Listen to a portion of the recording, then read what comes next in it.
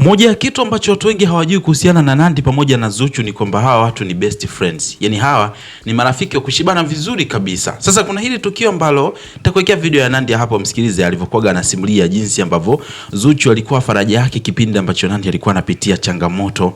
Hiyo siku walikuwa pamoja kwenye ndege. Sasa kuna video ambayo Zuchu Nandy alifanyiwa interview. Ilikuwa ni kitambo kidogo kipindi hicho Nandy hajajipata vizuri. Utamuona hapa Nandy, nitakuwekea video clip hapa uweze kumsikiliza na uweze kufahamu kile ambacho yeye anakizungumza hapa kuhusiana na jinsi ambavyo Zuchu hiyo siku alikuwa msaada wake. Kumbuka kipindi hicho ni wakati ambao Zuchu kidogo alikuwaga hajajipata vizuri sana, na WCB kipindi hicho alikuwa hajatoa ngoma yote. Kifupi alikuwa hajasainiwa kwa sababu alikuwa ndio anafanya zile cover za ngoma kama za Mbosso nini na vitu kama hivyo pale Wasafi. So yeye akasema kwamba alikuwa anapitia ups and down kipindi hicho baada ya kusikia taarifa mbaya kuhusiana na mamake, alafu Zuchu akageuka kuwa tunaita faraja, comfort kwake, na mwisho wa siku akajisikia faraja sana baada ya kumaliza Zuchu changamoto zake, alafu Zuchu akaonekana kumfariji kwa kiasi kikubwa sana. So before sijakuwekea clip ya Nandy hapa uweze kumsikiliza kile ambacho alikuwa anazungumza miaka hiyo hapo hivi, naomba nikukumbushe, tumia sekunde moja, bonyeza neno subscribe hapo chini hii video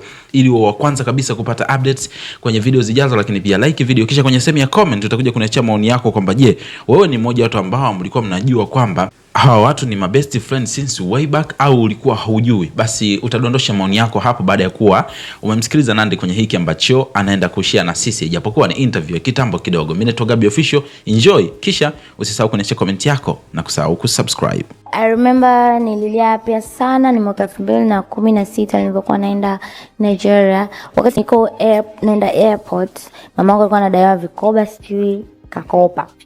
Kwa wanampeleka polisi. Kwa wakati mimi naenda kupanda ndege naenda airport, na mimi huko napigiwa simu na dadangu. Kwa hiyo nilikuwa nasafiri, najua kama mamangu yuko polisi. So kwenye ndege nzima niko na wenzangu. Yeah.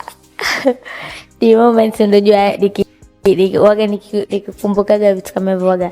Na kwa kwenye nilipokuwa nasafiri kwenye ndege I remember niko na Zuchu ambaye I think yuko WCB sasa hivi, yule member nyimbo ya Maromboso ya nini amefanya cover hapa.